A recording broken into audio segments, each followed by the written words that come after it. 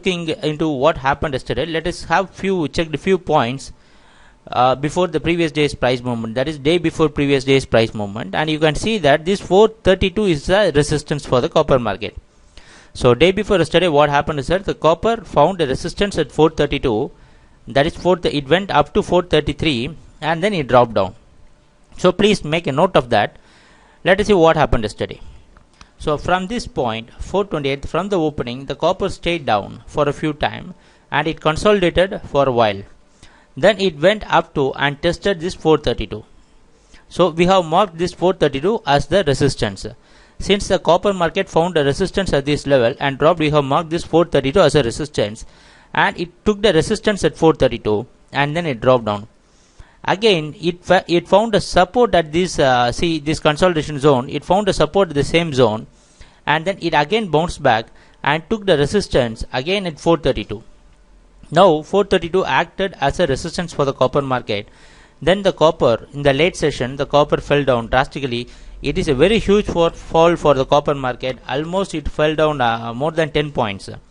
From 432 till 419, the market fell down and bounced back and closed around 426, which is again which was a support for the copper market. Now it can act as a resistance for the copper market. So today we can expect copper to open around the same zone. So where the copper market closed, today we are expecting copper to open around the same zone. And looking at the opening and the closing, see the copper opened around 428 and it couldn't go above the previous day's high, and it took the resistance, that is the previous day's high is the same zone. It took the resistance and it couldn't create a new high, and then it fell down and created a new low, which is the lower than the previous day's low, and closed near, that is 2 points below the opening. So this indicates there is some selling in the copper market, but this only movement cannot confirm us the trend has reversed. Which can confirm is that today if the price is closing below 422, if the copper market should fall down, the price should come down below 422, there should be a closing below 422. Then only we can consider that the copper can show a downtrend. Till this 422, the copper is good for buying, because this 422 is going to be a major support level for the copper. If you follow our previous presentations, you can see this 416 was a major zone. From this, for the previous contract, from 416 the market went till 432. So in the previous contract it might be 430 or 430 zones. So it is a 15-point upward movement. So it is quite natural to book profit when there is a bull run. So it can be considered as a profit taking also. So if we want to confirm the downtrend, the copper should come down below 422 and should close below that. So if the copper market is going to continue its uptrend, it will take a support at 422 and it will again close today above 426 to regain its buying strength. So what we are going to do today is that we are again going to test the support so that we can get a 100% confirmation that the copper market is going to drop. Till that we are going to buy.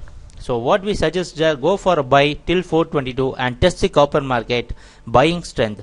Once we can confirm that there is no buying in the market, then you can go for a selling. So what we are expecting today is that copper is going to take a support at 422 and it can bounce back.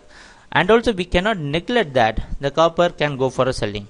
So this is type of market we often call that as a two-way market, where there can be buying and selling. So if a buyer or if a copper trader is planning to go for a selling, at least he can sell till 432 and he can have 433 as a stop loss.